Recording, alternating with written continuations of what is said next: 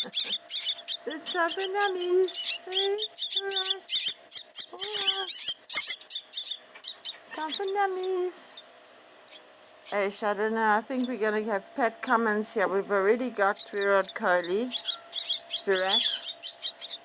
I think we've got Bumrah.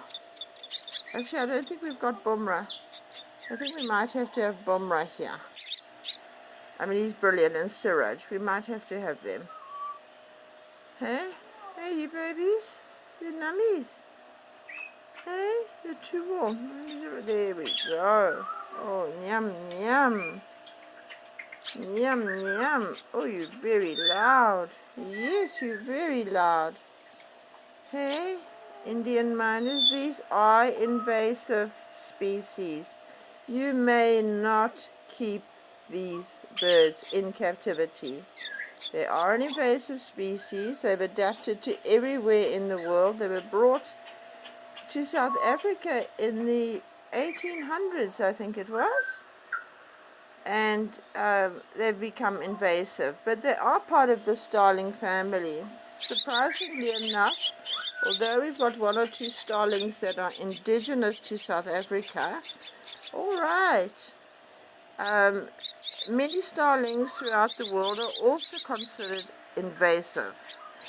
An invasive animal may not be bred, sold, traded, exported, trafficked, but the starling family, or you get your nominate family. I'm just going to give examples. Okay, I don't have my book here, so I can't be specific. But let's talk about the crow. The pied crow is indigenous to South Africa. That's your black and white one that everybody in the world wants. They are magnificent creatures, highly intelligent, love glittery things. They love glittery things.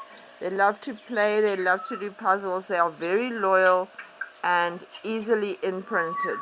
They're very loyal, and they actually become very protective over their owners. Now, the Indian house crow is invasive in South Africa, category 1, as in it has to be euthanized. You catch one, it gets euthanized. Generally, you find wildlife rehabilitation centers that do have permits to look after wild birds. We actually have, we put our permit applications in years ago to keep minors and certain invasive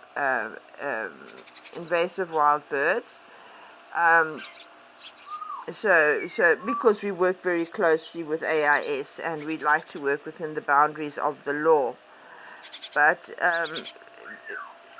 they have, it's actually quite interesting. They say, it is said that they have a voice box, which is why they are the only species of bird other than a parrot that can talk. It has the ability to talk because it has a voice box. Now your starling can talk. Your starling can learn words. Your crow can talk beautifully, and give them a puzzle, and yet they are the most loyal, friendly, amazing creatures. And even though the pied crow in South Africa is considered indigenous, therefore TOPS, threatened or protected species, the pied crow does not require a permit. And in fact, we had one very, very recently, which I was really angry about. We'd been brought in some ringnecks that had been confiscated in shocking condition. We have permit for ringnecks. As everybody is aware, that's my big fight in life, is the abuse and exploitation of these birds. And a pied crow had come in with a bit of fishing tackle around his leg. They hadn't come in. They were in Durban and they were on their way up, and they said, well, look, it's just fishing wire. They will drop it in at a center. They phoned to say, listen, can you take this fishing wire off? And they did. They dropped the bird off.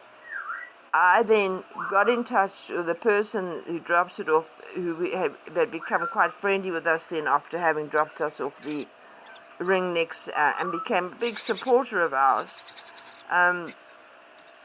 sent me the final report. The final report, and I said to him before, I said, you dropped the bird off already or not?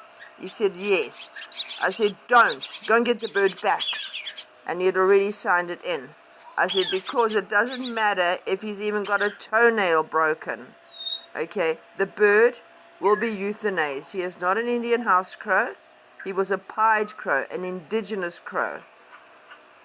The following day, we demanded the report. I've got it still. The report was that they tried to do surgery. Now, there was no surgeon available, we established, no vet available to do surgery, and they said that his limbs were so badly damaged that he had to be euthanized. He had a piece of fishing wire stuck around his ankle, and these guys were on their way to Joburg and just couldn't, and thought, well, look, they didn't. Junior's come to join us in feeding time. He loves porridge as well. He's going to climb onto my shoulder. They had to euthanize the bird because it had such bad damage to its limbs. I have a video of this bird. Okay, there was no damage at all